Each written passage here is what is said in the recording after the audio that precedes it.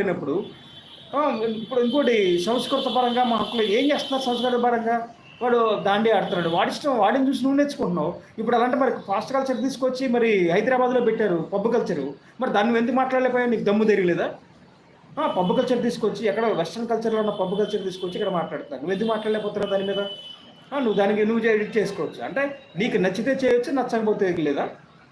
ఇవన్నీ ఎలా ఉన్నాయంటే కొంతమంది వ్యక్తుల చేతుల్లోకి తీసుకొని మిగతా వాళ్ళందరినీ బెదిరించడం, భయపెట్టడం, లేకపోతే ఏదో ఇప్పుడు ఉన్న ప్రతి రాజకీయ నాయకుడు కూడా వాళ్ళ దగ్గర చందాలు లక్షల రూపాయలు తీసుకున్నారు.